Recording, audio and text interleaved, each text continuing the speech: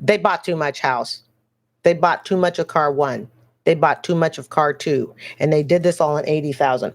You know, one of the things that I have learned through all my debt disasters, okay, it is really easy to do a monthly budget. Not that you should not do this, but it's easy to do a monthly budget based on your monthly payments versus how much the overall cost of the item is. If you think about not payday loans, but what those rent to own places, okay, rent to own furniture, and they sit and they tell someone, oh, you know, you can own this living room set for $111 a month. And, you know, you get 4 or 5 years worth of payments on it. Hell, for that amount, you could have bought a couple living room sets. Thank you so much for joining me. We're going to listen to a Dave Ramsey episode that ran approximately 2 days ago, and it's titled, I Can't Make My Debt Payments. I want to thank you for joining me. All right, family, let's go ahead and hit it. Brought to you by the EveryDollar app. Start budgeting for free today. Well, I find myself very much in a poor mindset. And I find myself in times of trouble.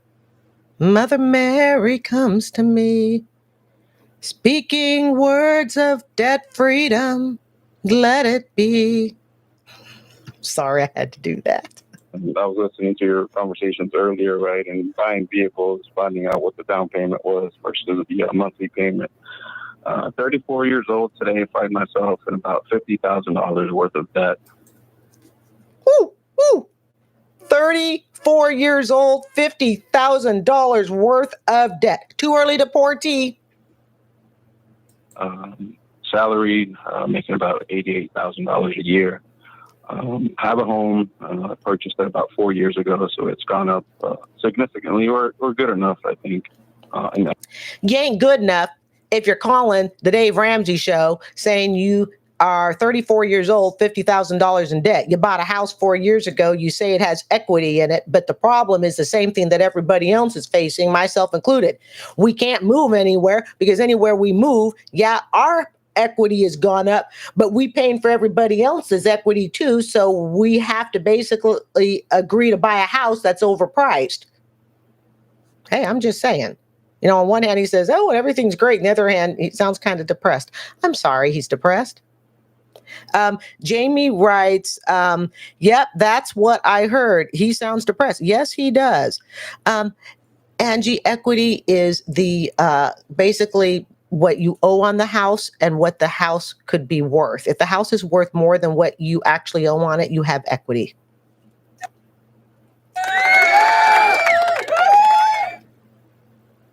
Equity upwards of 100,000. However, the debt to income ratio, I think, has finally caught up, and I think the writing was on the wall a few years ago, but I've been able.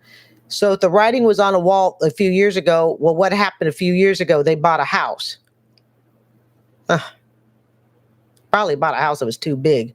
But kind of stave it off as much as possible. Unfortunately, today I find myself making minimum payments, sometimes missing payments, dealing with late fees, penalties, and really just making the bare minimum, sometimes missing those payments, in turn having negative effects on my credit score. All right, folks, we're going to do it. We're going to do it. Let us pour that tea. Always so refreshing. Well, I would say that if we look back at what happened a few years ago, I'm going to say he probably got too much house. I sure hope this isn't all for some Toyota Tundra. Which are obviously impacting me long-term for any loans or anything of the sort. So the question is, well, what do you promote or advise that I do? But what I had thought about is selling the home that it I was just going to say that. Sell the house, get rid of the truck, get into a clunker, and get into a small little place. Currently have. Using the equity to pay off the debt, in turn, raise the credit. I should have some money left over at the time to purchase another income-generating property. You know what always amazes me, family? When people are calling and pressed, they're in what debt load, and they're already looking at the next debt they're going to go into. Anybody ever notice that? You get somebody and they call in. I'm in the not being disrespectful to the caller. All right. Remember, this just happened 2 days ago. Okay. But it's like, oh, I'm in the depths of depression. I can only make the minimum payment. And family, we have all been there. Most of us have been there. We know what that's like, right? Okay, I can only make the minimum payment. I'm paying late fees. I'm paying overdraft fees. I think he said he was doing all that. But I want to know how to get this off so I can go into my next venture. Sometimes we need to slow down and we need to just look at where we're at and assess it. That's what we need to do. Jamie writes, debt to ratio is your debt income. This will affect your credit score. Yes, it will. That's the last thing we need to look into is business opportunities. Okay. Danny, yeah. He's looking for business opportunities. Buddy, you ain't good at it. You're failing. Since I'm less concerned about your credit score, I'm more concerned about Danny. You sound like a guy who just got punched in the face. Hold on. We got music for this. I think it's time for the shower cap, people. Because I feel some rain again.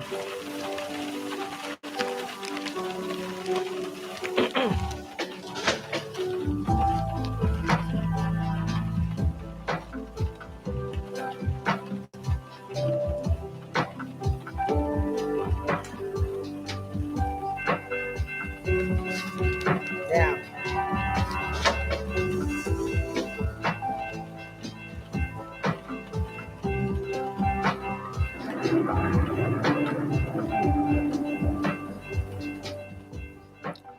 Oh, 'tis a sad tale we are weaving. All right, let's continue. Well, yeah, looking You at just seem just numbers tired. and I'm just done. I'm overwhelmed. If I get one more overdue bill, are you ready to just live a different life? Yeah. Remember, family, he's only 34. That's it. He's 34. Jamie writes, Jeremy is missing the shower cap. Oh, yes, he is, Jamie. Karen is in the house. Karen writes, welcome, Karen. He's very concerned about his credit score. Yeah, he's concerned about the wrong thing. You are so right, Karen. Yeah, he's concerned about his credit score. And don't forget, he's concerned about his next business venture that he's supposed to go on. Oh, my goodness. Yes, sir. Yes, Are you sir. single? No, I'm not. I have a wife at home, 2 children, and I think that's a big part of it, right? Looking at. Yes, it is a big part of it when you get married and you have 2 kids and you make $80,000 a year and you're 50 some odd $1,000 in debt, 34. I don't even know why you said that. Well, I think that's a big part of it. My wife and 2 kids. Yeah, it is. It's a very large part of it. Are they to blame? Absolutely not. At least not that we're aware of. I'm not talking about the kids, I'm talking about the wife.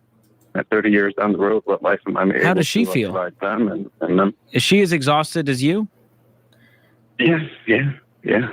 Jamie thinks that she's a stay-at-home mom. Ah, Jamie, very good. I need some fireworks sound for stuff like that comment. Yeah, I think you're absolutely right. Right on the mark. $80,000, you guys. Okay. And again, I like to put things in. I think he said maybe a little bit more than 80. Work with me, family. Work with me. Okay.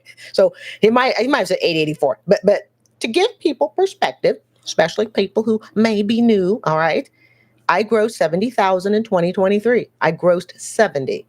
Okay. That's with my part-time job in childcare. All right. He makes 10, 15,000 above that.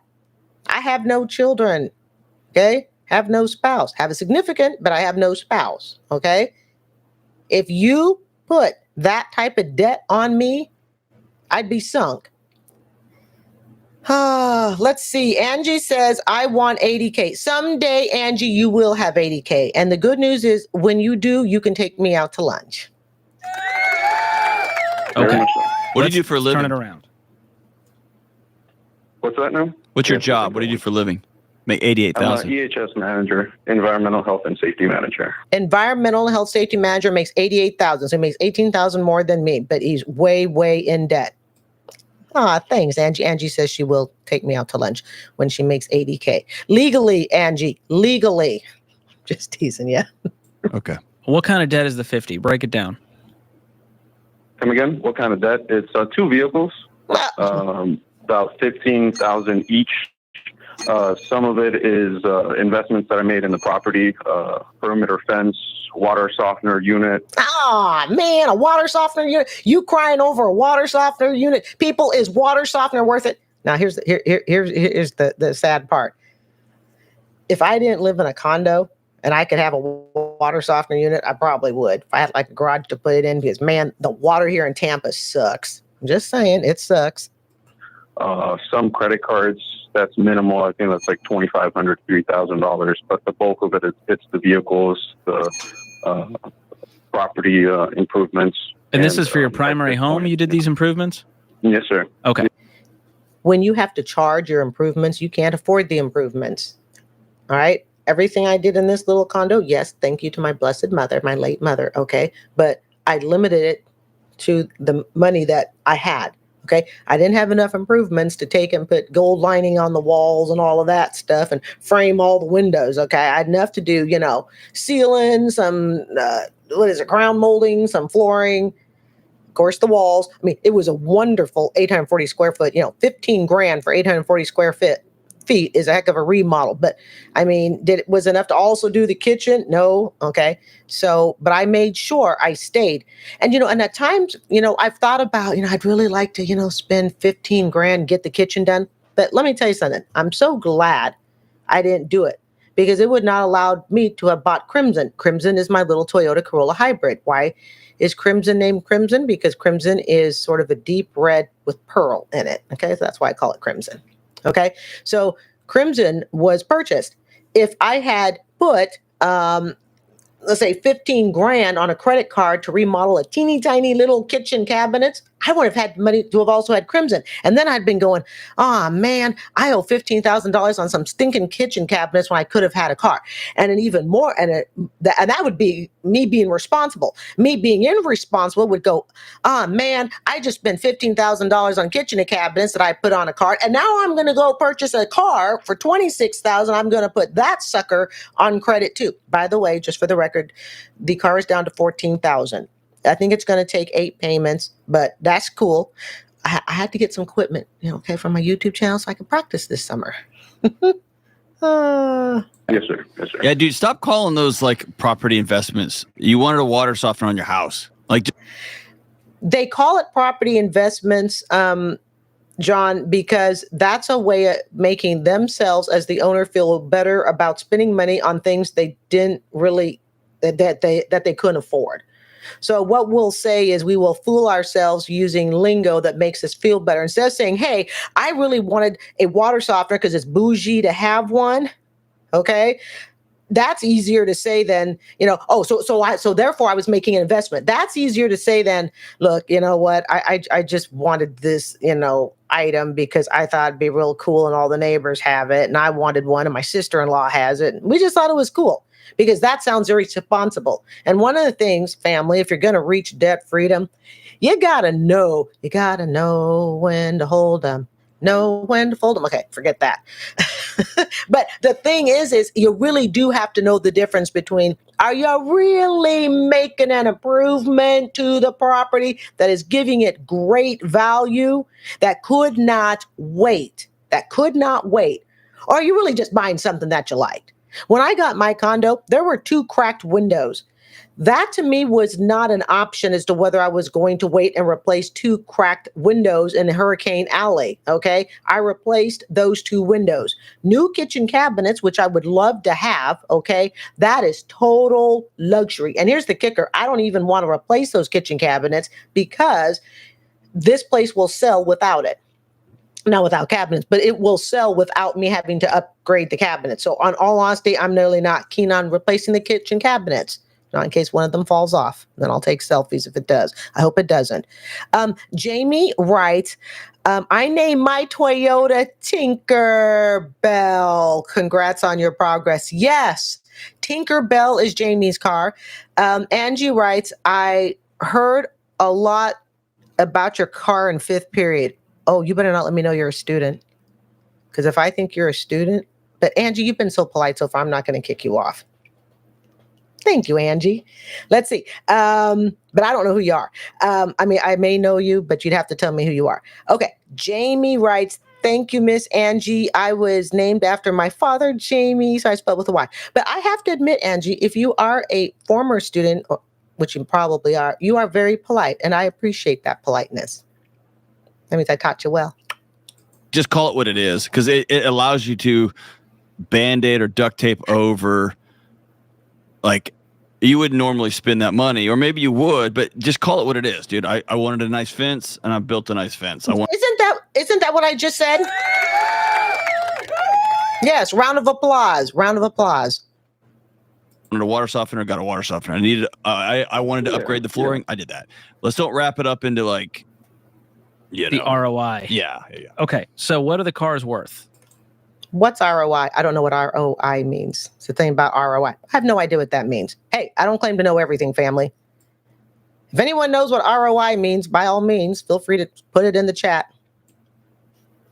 They're upside down on the vehicles. I bought them like 2 years ago, or Like, have you checked like Kelley Blue Book private party value on these?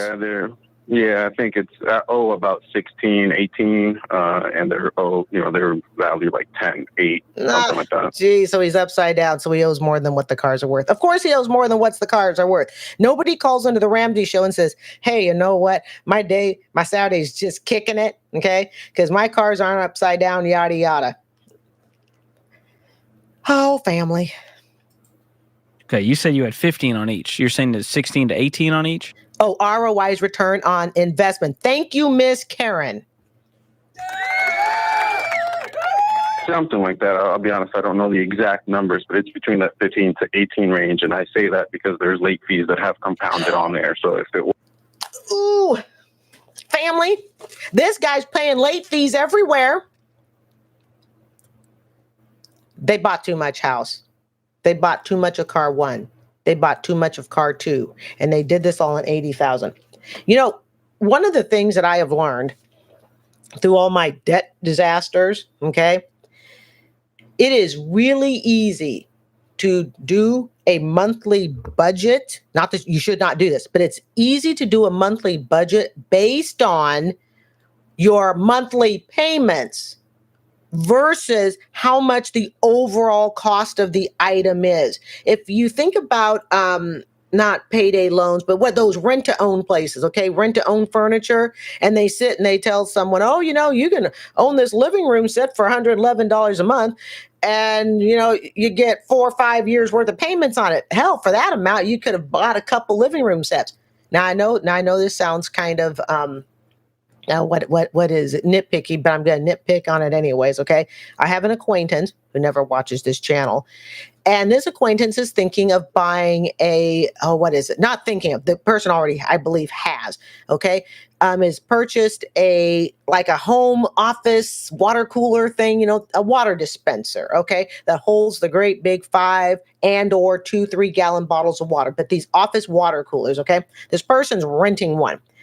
I rented one a few years back. I rented it for about a year. I added up the math on that sucker. I figured out that if I continued to rent it a second year at the price that I was paying, and it seemed minuscule, it really did. It seemed like, $15 a month, and usually sign for it at the fairgrounds, as they nab you with a free sample of, I won't say the name of the water cooler company, but it has something to do with Crystal during the springtime.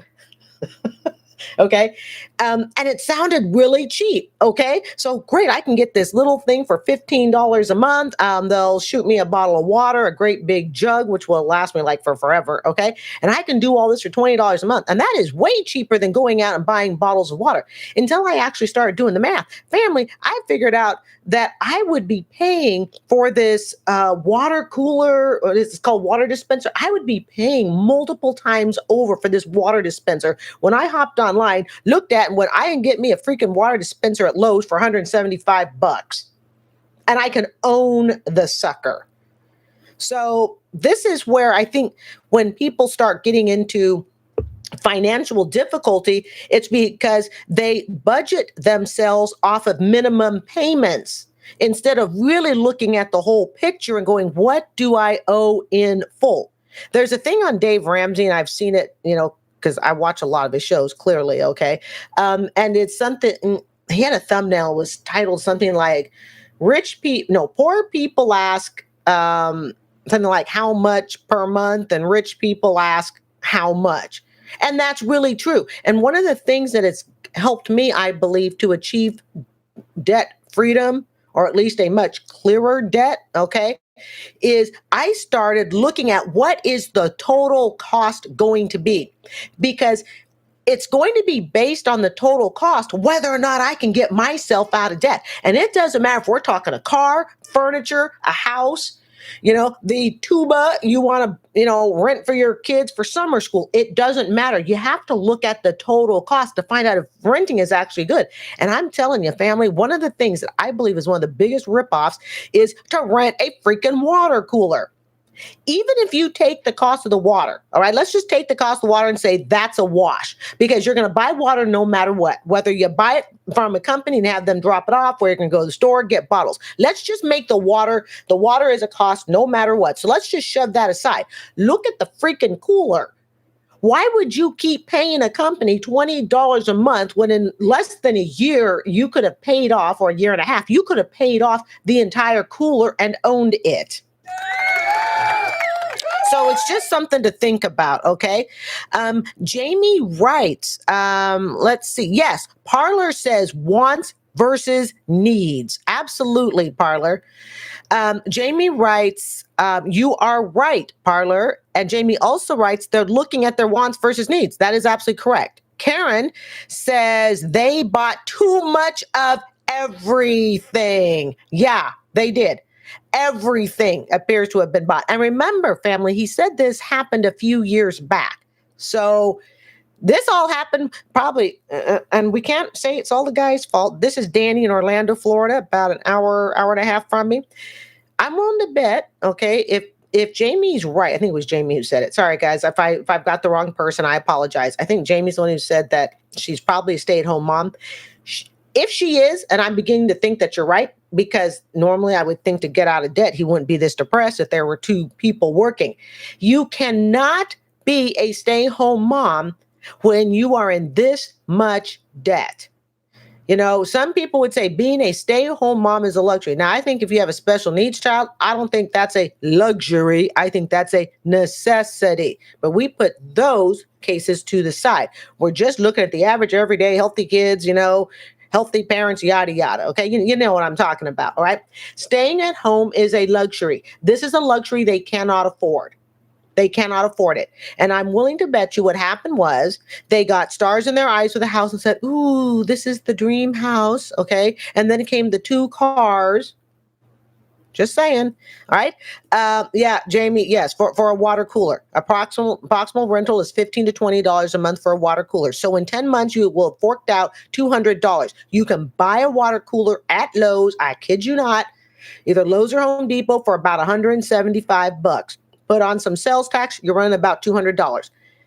But what's funny is a lot of these agreements that people have, and they're not like, lease agreements or anything but you've got people in their head who are going, oh, $15 a rental for a water cooler. Well, that's easy. And then $10 a month for water. I can do that, $25 a month. But they're paying it 2-3 years later, and they could have gotten 2 more water coolers. Just letting you know. Oh, and if you ever do buy one of those water coolers, and I am thinking of actually buying one. Yeah, buying it, okay?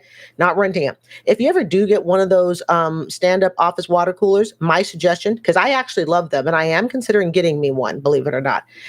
I would not recommend the ones that you have to lift up the 45 pounds and turn it upside down. Forget that. Just get the newer models, and all they do is sit upright on the ground. You literally stick a hose right inside the bottle, okay? And it just dispenses, running the water up and down. So just something to think about, okay? And you may also want to consider whether or not you want to get one that is self-cleaning, all right? Now, The self-cleaning ones will run you upwards of about $275. But my rule is this: what's a little botulism or $100 in savings is concerned?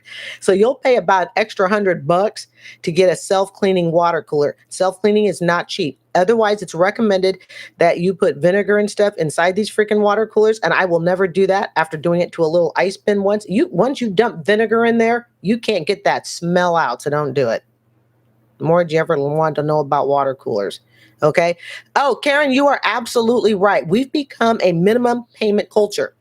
We budget based on minimum payment, not based on total payment of actual debt. Was 15 at one point. The late fees have brought it up now. Well, please do not let this car get repoed. Wow, this guy's got late fees all over the board, folks. You need to get out of this thing. Even if you're underwater, here's two options for you to get out from under this. Number one, you save up the difference in cash. You have a great income. I don't know where it's going right now. I don't buy that it's just... Well, we do know where it's going. It's going to his house. I don't think he ever said the mortgage. It's going to his house. It's going to a couple of cards, and it's going to late fees. Family, late fees will kill you, all right? Late fees will absolutely destroy you financially. They are the worst. And then you got late fees, and then you got the over limit fees, and then you got the past due fees. It's fees upon fees. Many of us who have struggled financially have been there, and we understand the pain. Just going to the minimum payments, and I think there's some spending and lifestyle happening here too, right? Yeah, I mean, the mortgage payment is $2,700. So. And what? Oh, did you guys hear that? 2,700. I'm going to write that down. 2,700. Angie, I know exactly who you are. I'm glad to hear from you. $2,700 in mortgage. And then what are the 2 car payments? What do you take home every month? A big chunk of it is not $5,000, give or take. 5,500. Yeah, so about half your income is just going to try to cover the mortgage. There we go. And we wonder where the problem is. Half the income, let's give them the benefit of the doubt, okay? 5,500, right? Wow. Now that's not counting the 2 cars and all the late fees. So let's say 27. What's 5,500 divided by 2? Is that like 2,500 respectively? A little over 2,500. Okay. So now he's down to school teacher salary. Just saying. Exactly. Well, I'll tell you this. Selling the house is a last-ditch napalm. We tried everything else, and we couldn't scrape out of the debt after years of trying. That's when I would say sell the house. Because once he sells that house, he ain't going to get into a house. He's not going to be able to get into it with his credit score. He's not going to be able to get into it with his debt-to-income history and the current standing. It's like in this day and age, if you sell a house, you're done. I mean, at least for a while, okay? I mean, and I'm talking you're selling a house because you're in debt, not you're selling a house because, hey, we just want to go ahead and sell this house and we all good income-wise. But you're selling the house because you're in debt. Now you become a renter, and you're at the mercy of the rental market. But to me, right now, it feels like a cheap shortcut. And I do think this was too much payment for you. I think if we can't get the income up long term. No, George, we don't think it is. Let's just say it, family. It is. We've got to learn to use our words to say it definitively. It is too much payment. And see, here's the thing that I find depressing. Okay. And I've been there too. You spend all of this money. Actually, let me rephrase that. You overspend buying stuff and you can't keep it. So now you're going to spend money to get rid of it. And this guy, Danny in Orlando, is spending money. He's spending it on overlay fees, over limit fees, withdraw fees. We've heard all of that in this call. So what winds up happening is instead of him, he and his wife, and I'm going to hold his wife accountable too, okay, because they have the house together, I can only assume, all right?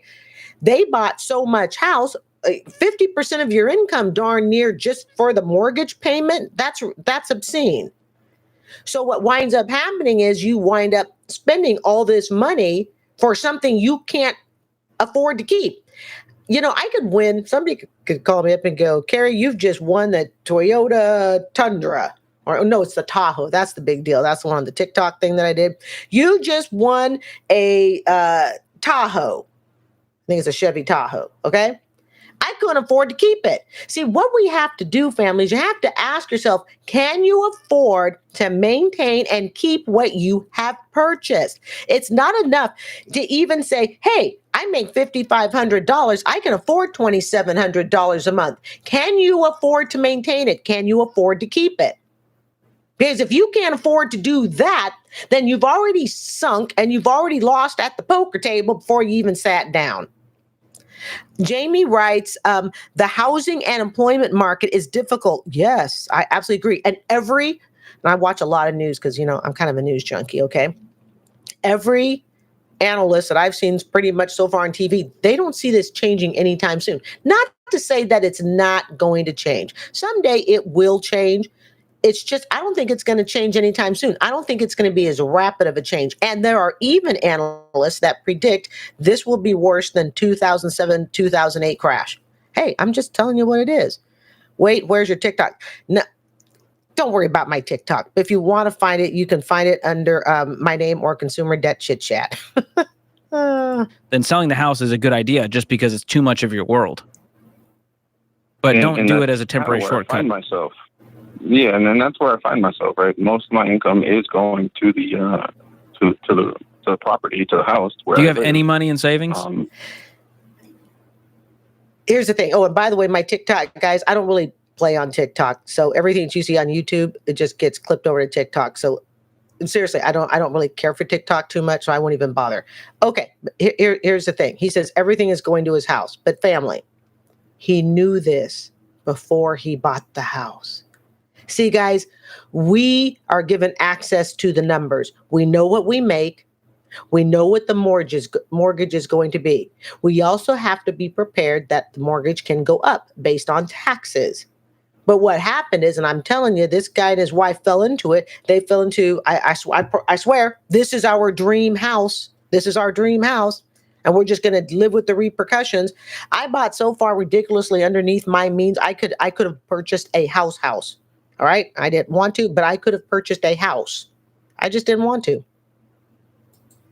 No, kid can't. All of it has been slowly chipped away. And that's what I meant by the writing was on the wall. Once I saw that savings slowly fade away, that's when I should have made some drastic changes. But I had enough to kind of make it by up until now. But now it's paycheck to paycheck.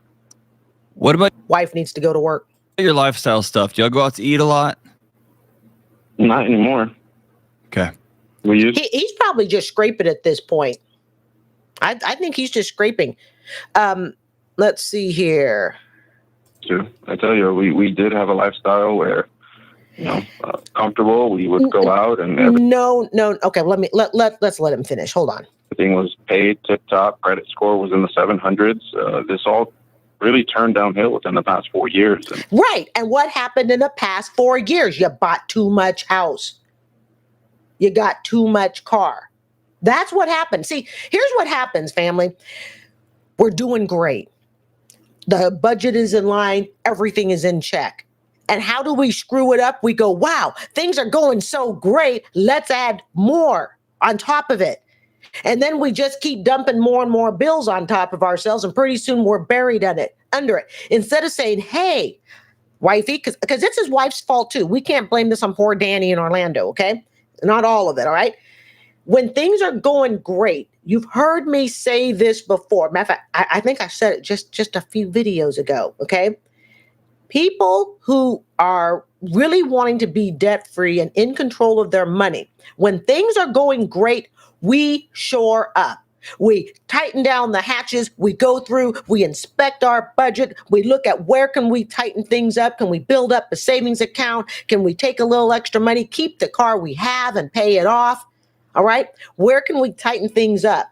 That's for people who want to stay in debt, people who are not yet ready for their debt freedom journey. Okay. Sit and go, hey, things are going great. Let's spend some more. Because after all, we've got a $700 credit score. We can pay all the bills. Well, this is just too good. We can't have this. Right? That's what winds up happening. And that's why when I told you, and I think it was just a couple of weeks ago, all right, not more than that, I said, this to me is just an observation lived through my own experiences. Okay. This is why when I got a small inheritance from my mother, I made sure I was not going to go out and buy a house that, with two arthritic knees, I can't even maintain the sucker. Okay.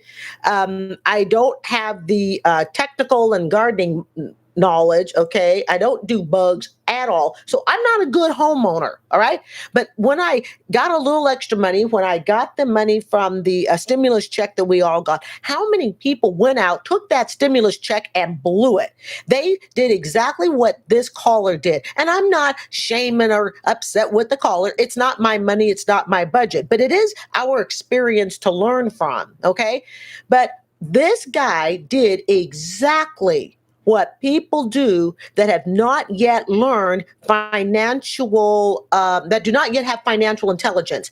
Don't think for a minute that just because you or someone you know is in a good financial place, you really know if you're financially intelligent when you can resist buying more of something you don't need. And as we said earlier in the chat, it's about needs versus wants. So even though he was in a good financial place, it could fool us to think, wow, you know what?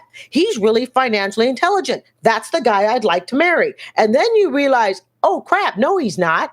Because as soon as he got onto cloud nine with his budget, he said, hey, let's put a rainstorm on top of it and just sink ourselves. Financial intelligence does not ride strictly on the fact that your bills are paid. To me, all right, and it's what I continue to challenge myself with every single day, and that is resist the urge to spend more. Resist the urge to start making everything, I need it. I actually don't. So while he looked good on the outside, he looked like his act was together. And for a while, that could even fool people. It probably fooled him and his wife. Hey, honey, we're doing really good. Things are looking good. So when they had the opportunity to buy a house, things were too good. It's almost like you're punishing yourself. Okay, people who aren't ready for that journey of financial independence, it's almost like you set yourself out to fail. It's like, oh, well, dang, we're doing too good. We can actually pay the rent and we can pay the car. Well, we can't have that. We need more rent and we need more car. It's just something to think about when you're thinking about why is it that, someone who was so-called, okay, on the financial road to success, how did they fall flat? Easy. They weren't really on the road to success up in their head. You can't just be on the financial road to success on paper. It's the head must match what's on paper. And believe me, I would be lying to you if I said to you that I don't even have to work at it. I have to work at it all the time. Do I have to work at it as hard as I used to? No, because I've managed over time to change my thought process, to change the way I look at money.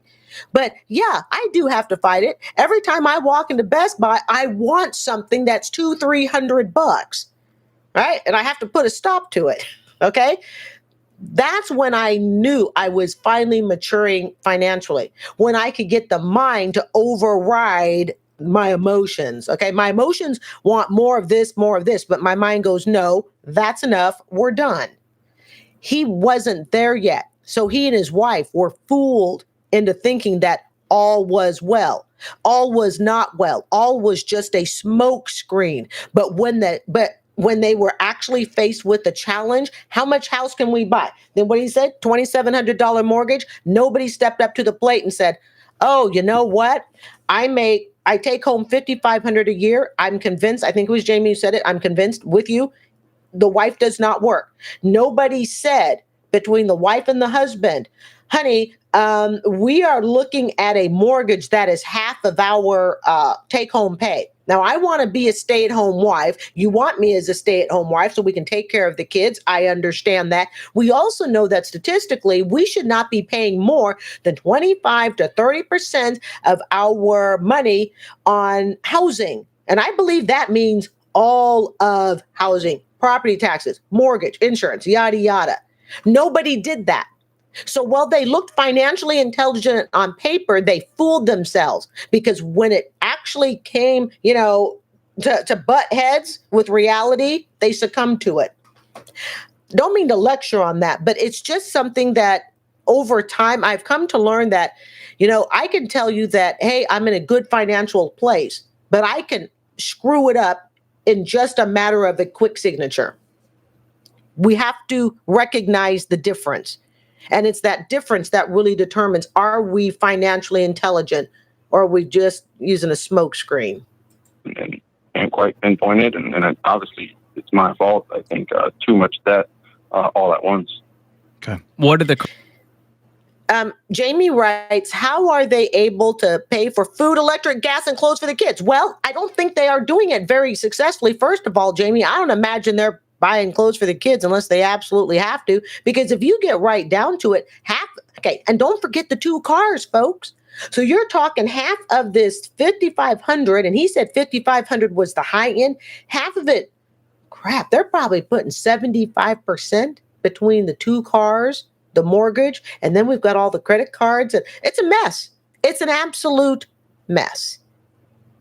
And it's one that my heart really does go out to him for. Like I said, we're not upset with the caller. It's not the caller that we are, bashing or anything else like that. What it is I think it brings out, for those of us who have been there, it brings out that fear. It brings out all those red alerts, those bells that go, oh my God, you know what? There's danger ahead. And we see it. And we know what it feels like to be there. Trust me, I know what it feels like. Car payments. Oh, here comes the car. $500 and $600. Oh, geez. Okay, 6, 6, 7, 5, 6, 7, 8, 9, 11. So we're talking 2,700. I know, guys, I'm not good at math, so I just have to use my pen and paper, and that's okay. All right. They pay $3,800. Yeah, 0078. $3,800. Guys, let's just round it off to 4,000. Jamie, now your question's really getting to me. Jamie asked earlier, how are they able to do food, electric, gas, and clothes? Okay, 5,500, 3,800. So let's not even quibble, folks, over a few $100. Let's just round this sucker off to $4,000. Okay, we'll throw the electric in there. We'll take the 200, throw the electric in there. Okay, that takes them to 4,000. They're living on $1,500 with a wife and 2 kids. Wow, I can't even do sound effects right now, family, because I feel for this guy. We do have compassion on this channel, as you know. Okay. This was done because there were no adults in the room and nobody was looking. And if anybody was looking, they were so mesmerized with what they had in front of them, the dream that they had in front of them. Here's the other thing. He's a millennial. Okay. Millennials, this is not all millennials, and we know this. All right. So I'm not even going to really apologize for this. Okay. But here's the thing. How many millennials have been taught that he has a good degree? Clearly, he most likely has a college degree. When you get into college, you're going to make $80,000 to $100,000 a year, and you're going to be able to spoil yourself rich. Well, he has a college degree. I guarantee it to you for this type of pay. Okay, most likely. All right, he's got a college degree, at least in the industry. All right, because you can make the same amount without a college degree, clearly. But for his industry, I can assume he's got a college degree. He makes that $88,000, and he was led to believe that he could have the nice house, the 2 cars, the wife, and the couple kids. Well, here it is, folks. Is it a dream? This is it. This is the American dream he was told. But there comes a point where we have to accept our own responsibility. We can be told a dream, but you still have to do the math, okay? Yes, it was a blessing. I got an inheritance, okay? I don't like to use the word dream towards inheritances. To me, it was a blessing. But even with that blessing, I had to still pay attention to the math. I still had to look very carefully at where everything was going to be budgeted. He, as a millennial, and his wife, I guarantee to you 110%, I will bet you a drink at Thornton's, all right? He was living what he was told he could live. And because he bought into it, hook, line, and sinker, all right, he's living it. And now this is the result. Remember, he is 34 years old. Okay. So here's the other option. I mentioned saving up the difference in cash of the difference you're underwater on. How is he going to save for anything? What is there to save with? I'm literally looking at my paper. The dude's got $1,500. Just the food bill alone. And if he's in a job, here's another thought, folks. And I know if Ramsey were on here, he'd say, well, go do Uber and whatnot. And okay. Uber isn't, Uber and Domino's and Grubhub and, all these other things, they can't solve when you are this far in debt. To me, those are great for solving little things. I wouldn't do it myself because I don't want the mileage on the car and I don't want to pay the business insurance. By the way, if you ever do that, this is a quick fork in the road and my public service announcement. You ever go driving for one of those services, you need to have insurance. Okay, business insurance. Usually you can get it through the service like, Uber and Grubhub. Do not try to lie and tell the insurance company you were just making a run for grandma when you were really on your, 10th delivery of Grubhub for the day. They will find out. They will cancel your insurance. They will not pay the claim if you did not have the appropriate insurance. And insurance companies will also, just wink, wink, wink, they will actually call they will actually call the different major food delivery services in your area to see if you're registered with them. And then if they found out you lied and you said you were delivering food to grandma, then they'll just cancel your entire policy. Up to and including even after they've made a payment. Remember, I worked in insurance. Don't lie. Okay. Jamie writes, he will have to sell stuff. Yeah. Or his wife needs to get a job. There's nothing to save money with. There's nothing. That way you can sell the car and you have a clean title. The other option is going to your local credit union and getting a loan for the difference. Nobody's going to lend him money.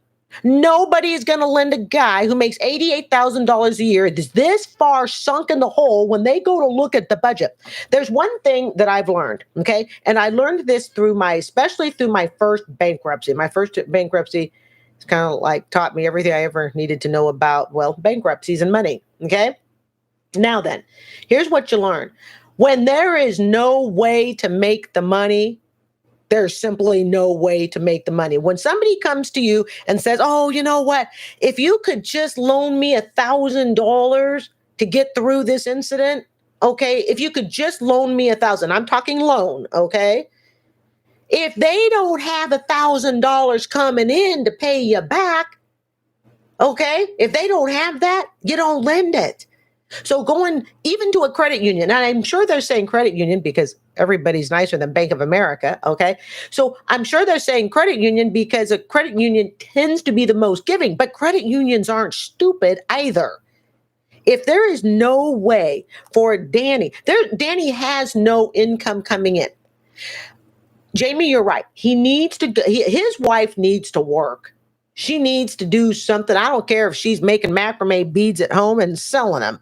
Okay. She needs to do something because even my credit union, and just for privacy purposes, I'm not going to say who it is. Okay. But even my credit union, I guarantee to you, if I walked in with this type of debt and I'm not even married with kids, okay, they wouldn't give it to me.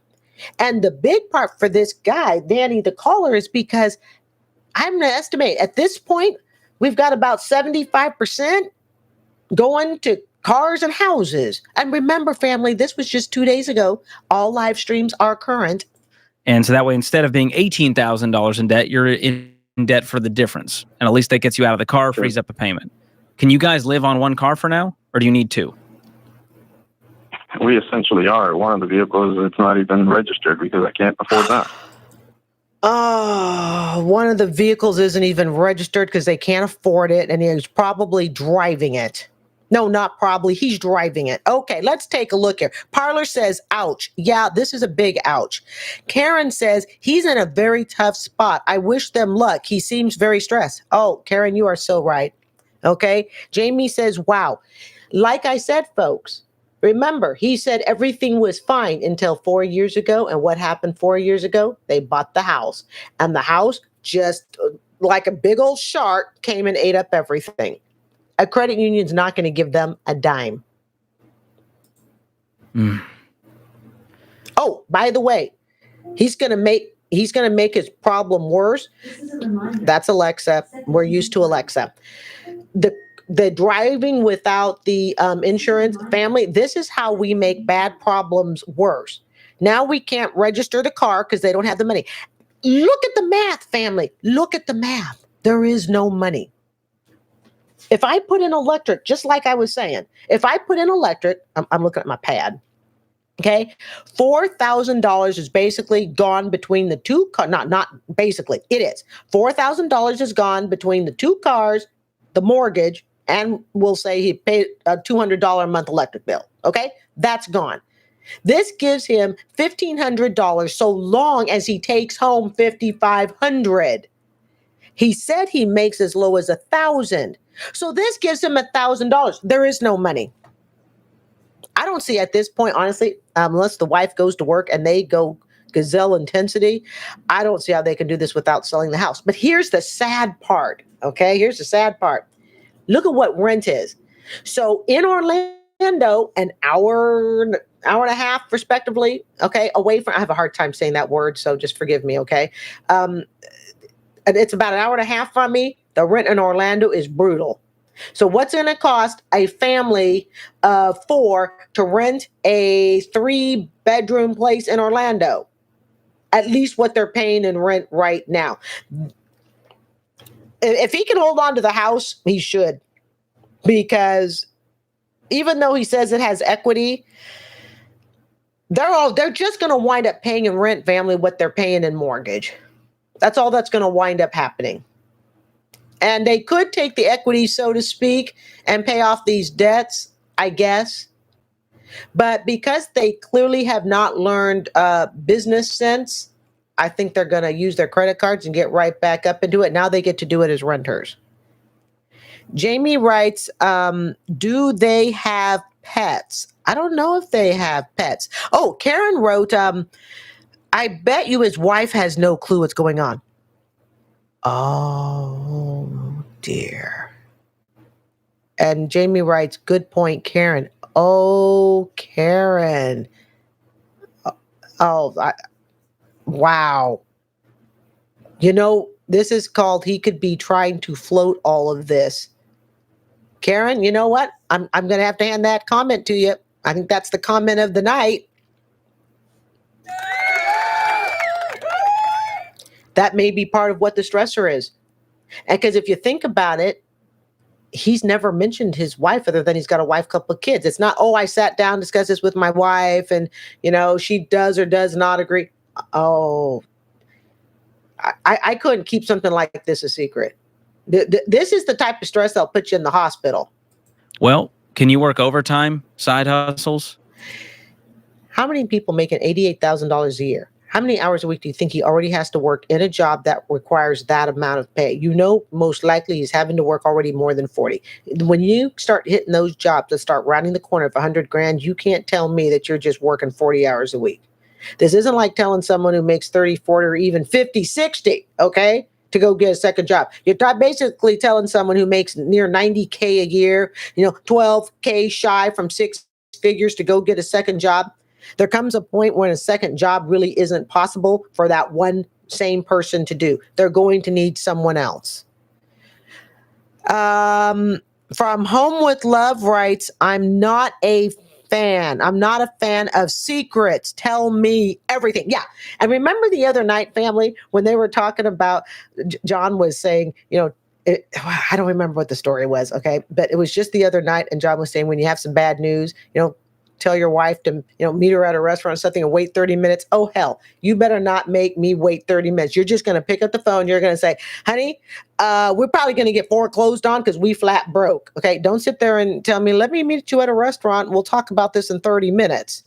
Karen, I'm telling you, I think you may be, Karen is the comment of the night. I'm not a fan of secrets. No, I'm sorry. That's what From Home with Love wrote. Karen wrote, I bet you his wife has no clue. I think, Karen, that is the comment. And that may be what's stressing him so much. I'm a salaried employee, so it's not a real overtime situation. But yes, So side hustles. I'm I'm a handyman. I do a lot of handy work, and I'm not afraid to work. So what do you charge for handyman work? I've cleaned out things. I charge by the job. I don't charge by the hour. But Danny, there's something that you make 88,000. You almost make 90 grand. And here's something you never do, family. Do not put your $90,000 a year job on the line for some overtime work. I love my little child care job immensely. Okay, it's cool. It's like I'm chill on it. Okay, but if I thought for a minute that little 8-hour week overtime job, 8 to 10 hours, was going to get in the way of the big teaching job, then that little job is gone. And this is the problem when you start carrying on so much debt that you're being forced to work additional hours like this. And we're not talking like what I work, I have a little extra job. And trust me, at 57 and stuff, it's exhausting. It goes for a long day. An extra hour and a half is there. There are times I've thought, I should probably stop, but I'm cool. I'll do it. Okay. But people have to be careful, because when you start getting into heavy debt, what you really start doing is you start taking on all this extra work. You start putting your main job on the line. You're too tired. You're possibly too crabby. Okay. You're going exhausted. And now your main job is being threatened, whether you may or may not be aware of it. Why? Because you got so much debt. You got to pick up other jobs to try to meet that debt. So now your main bread and butter, in a way, okay, is under threat. My case, it's not. I'm very blessed. Okay, mine's fine. I can handle an extra 90 minutes a day. Yada yada. Home with Love. Oh yes, Karen writes. I can hear it in his voice. Yeah, he's panicking. Home with Love writes, if the wife has no clue, they're not having the necessary conversations and she's not asking the right questions. Trust but verify everything, ladies and gentlemen. Parlor writes he's deeply in debt. The caller does not need another loan. You are absolutely right, you are absolutely right, Parlor. And I don't think he can get another loan. And here's the kicker. Here's the real kicker.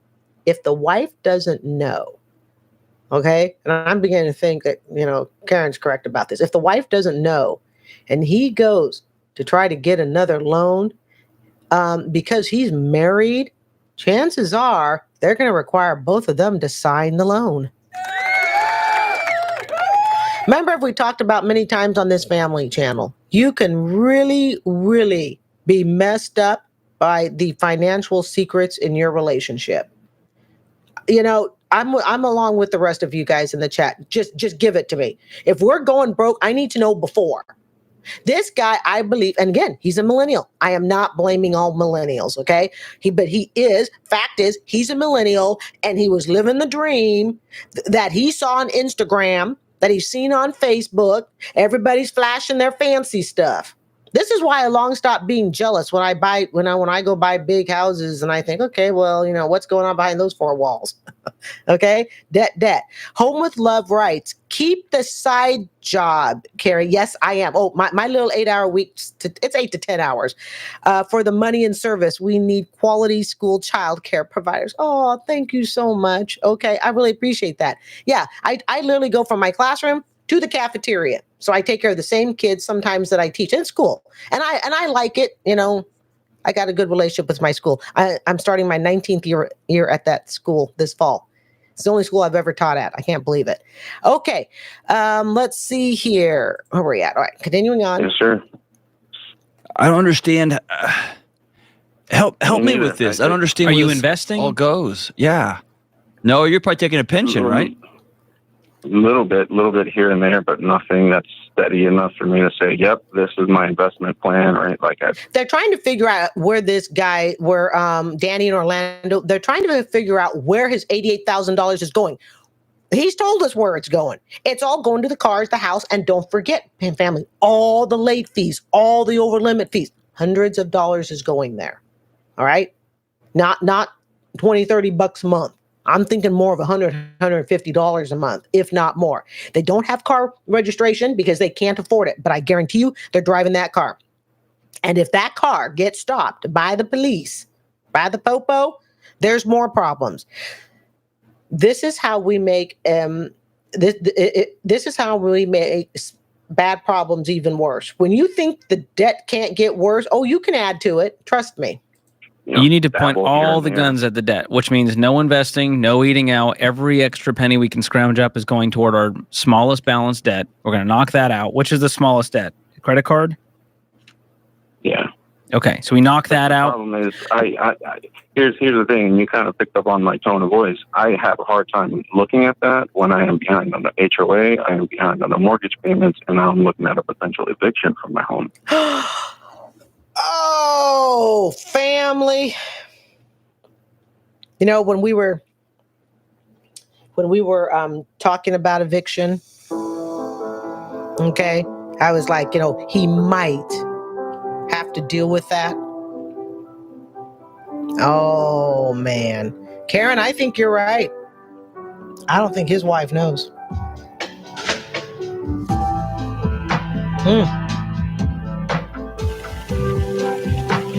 I need my rain cap. This is getting serious, family.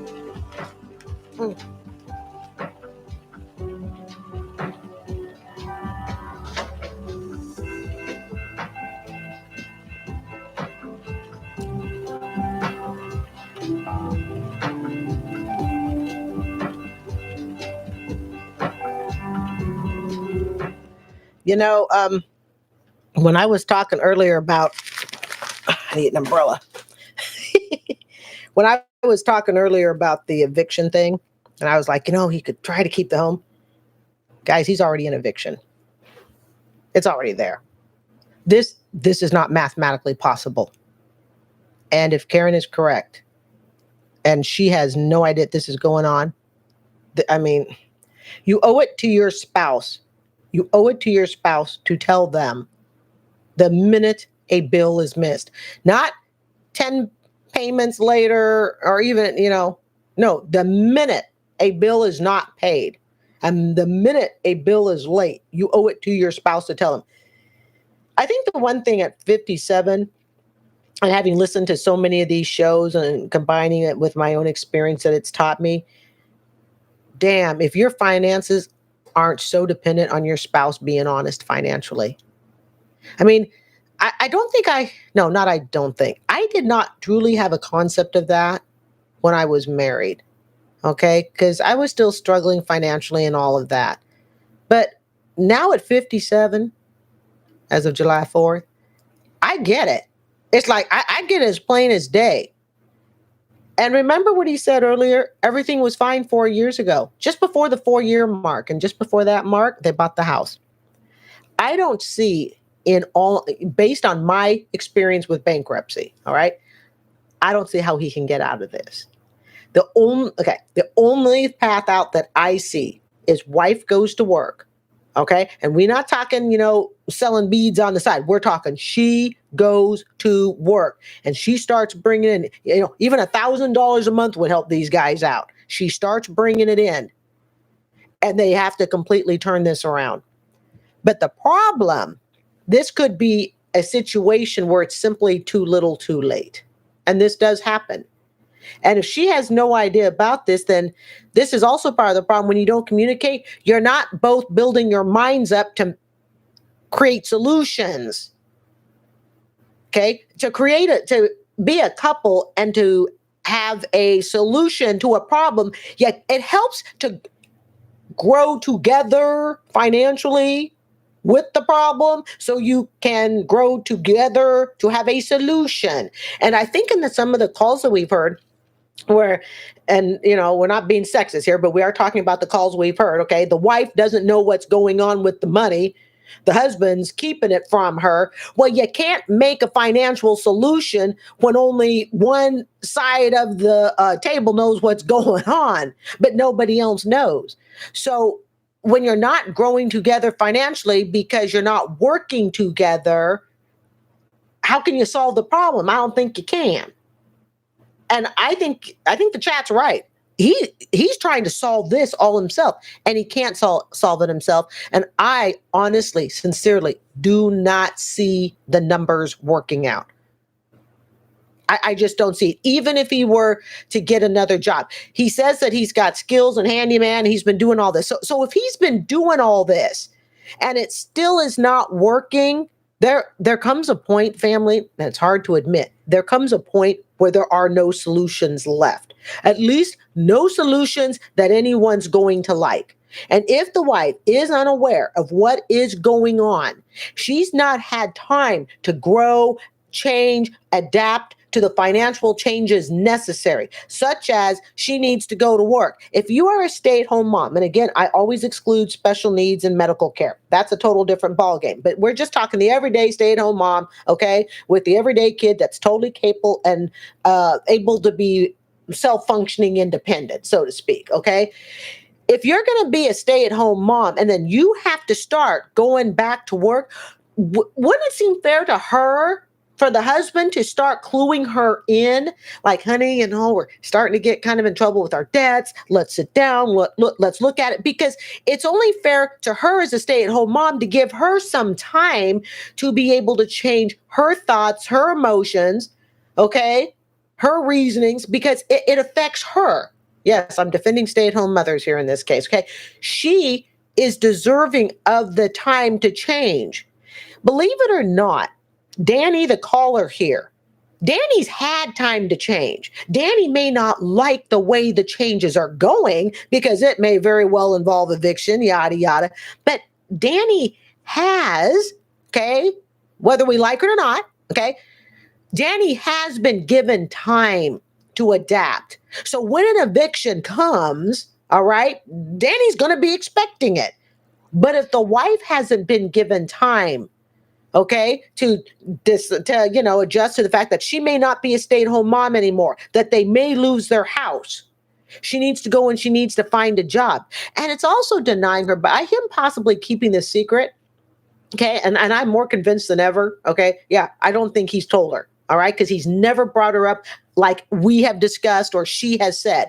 By him keeping this secret, he's denying his wife the grieving time. Yes, I'm sounding like John here. He's denying her the grieving time that she deserves to have to accept a completely different life change.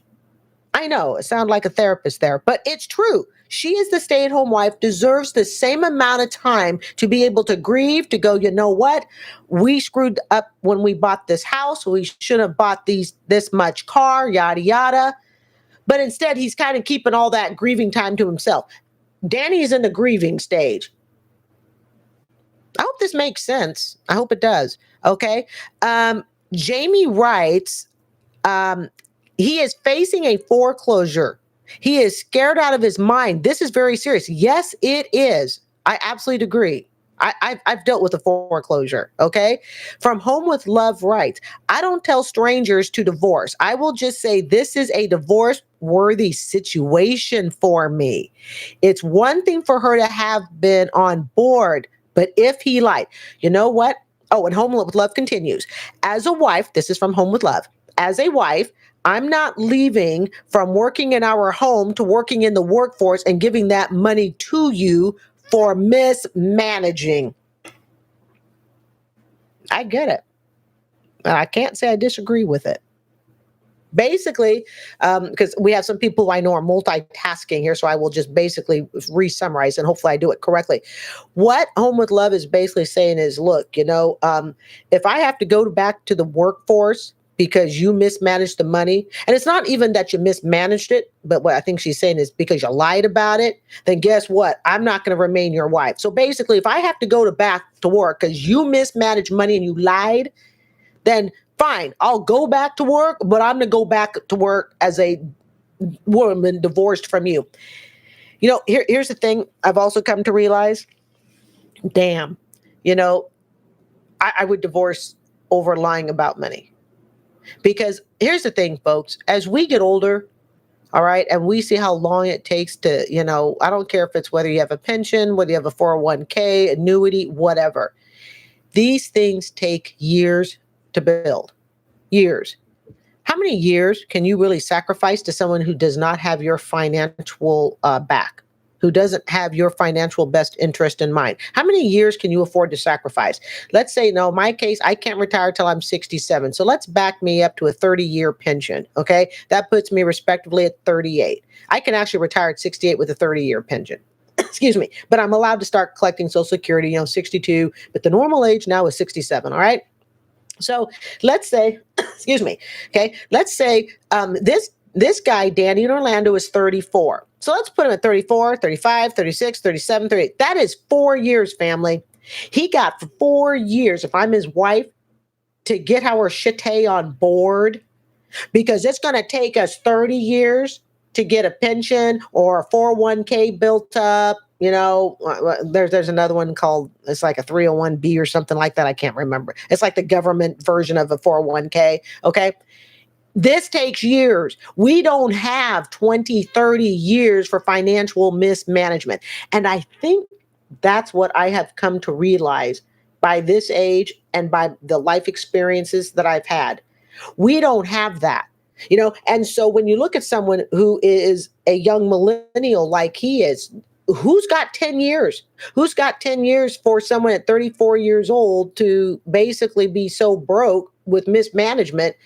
This is going to take possibly a few years to get out of, depending upon how they go about it. And if he's in foreclosure and the wife didn't know about it, yeah, I would divorce too. And again, I wouldn't divorce because of the foreclosure. If it was an open book and we both knew about it, because what he's really done is he's denied his wife the chance to fix it. By not being open and honest with her when this all started coming down the pike, he's denied her the opportunity to say, whoa, you know what? I'm willing to go back to work for us. Let's do it. We're going to knock this out. Just saying. It's a thought. Yeah, but yeah, Parlor's got some teary eyes. I know, Parlor. We're crying with him. We are. Part of it, I think, is we're crying with him. The other part of it is going, if his wife really doesn't know, he brought this all on himself. Well, if you're going to get evicted, then we got to sell it before you hit this point. But I think we need to take an honest look. Right now, you don't even know your debt numbers. The debt numbers almost don't even matter at this point, family. He don't have it. Yeah, we're going to need to obviously know the debt numbers, and they got to figure it out. But he can't save this house. You're looking at a person who's had 2 bankruptcies, a foreclosure, and an auto repossession. When I tell you can't save this house, I'm telling you can't save it. You can't. Not this far into it. You can't. Pull your credit reports from all 3 bureaus. You can do that for free. Annualcreditreport.com. Get a real picture. Sit down with your wife and say, we're in crisis. We need Home with love rights. It also sucks because even if she stays, there'll be a huge trust fracture. He didn't trust her enough to be honest, or he just knew he was in the wrong and thought he could fix it before she found out. Jamie writes, can he sell it if he is in the process of foreclosure? He can try to do it but he can try to short sell or something, I guess. I would, but the thing is depending upon how desperate they are, and buyers, they can sniff out if you're desperate. And then, and I don't know much about real estate, but I think because he owes clearly on this, a crap load of money, I'm assuming. Did we even find out how much his house was worth? I don't even think we know how much the house is. If anybody remembers, stick it in the chat. All right. I don't even think we know how much the house is worth. Family, this was a mess. No, not the commentary and not the chat. The commentary and the chat, we deserve a round of applause for all this. This is how we get into debt. This is how we do it. Folks, we're done.